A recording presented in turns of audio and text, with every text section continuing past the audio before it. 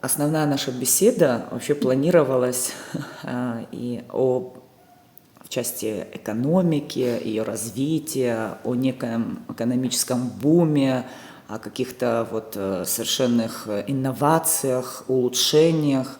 Ну, по крайней мере, президент Аслан Бжания, вступив в должность, я уж не говорю о том, когда он был кандидатом, вступив в должность, он давал очень развернутое большое интервью абхазскому телевидению, где говорил, что если все будет продолжаться вот так, как сейчас, имея в виду экономическое развитие Абхазии, то дальше будет просто еще лучше, потому что реформам подвергнутся очень многие структуры, все будет изменяться во благо Абхазии, во благо народа.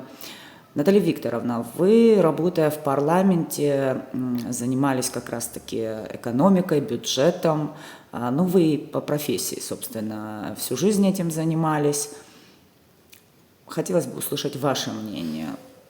Мы развиваемся, у нас экономика стремительными шагами идет вперед.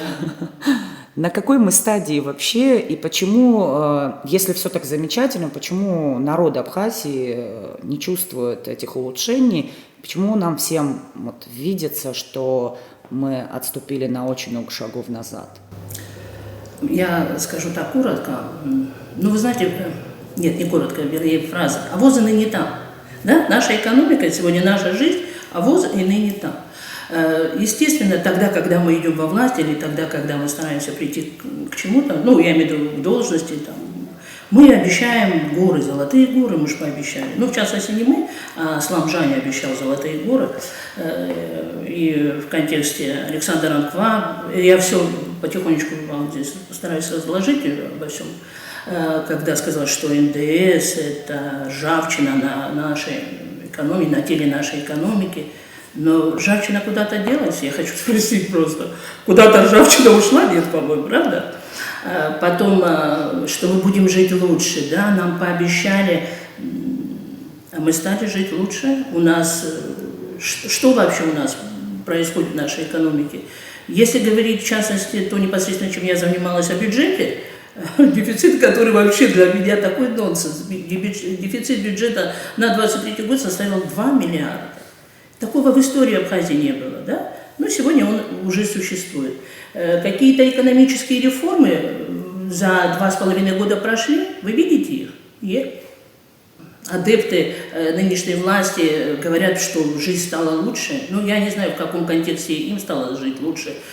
То продвижение, улучшение качества жизни всего в целом Абхазии не происходит, да? Вот. Дальше больше. Вот если говорить о реформах. Реформа Аслана Бжания, можно говорить долго и много, но свелась к одной простой такой формулировке – продать все. Продать все до основания, а затем будет жить определенная часть людей, будет жить хорошо. Но абсолютно не абхазский народ, понимаете? То есть речь, ведь самое простое в этой жизни наладить экономическую жизнь, это продать достояние народа, а потом уехать в Москву. Помните, в моем одном из выступлений я говорила, он уедет жить в Москву или там за пределы Абхазии и будет жить хорошо.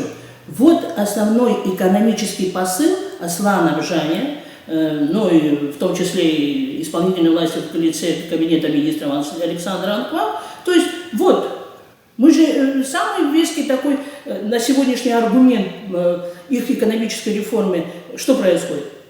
Мы не можем предварить в жизнь, мы не в состоянии сделать Абхазию, мы не в состоянии, ну, так сказать, управлять своими активами, мы должны их продать. Вот вся экономическая реформа на сегодняшний день нашей страны. Но, друзья, прошу прощения, флаг вам в руки.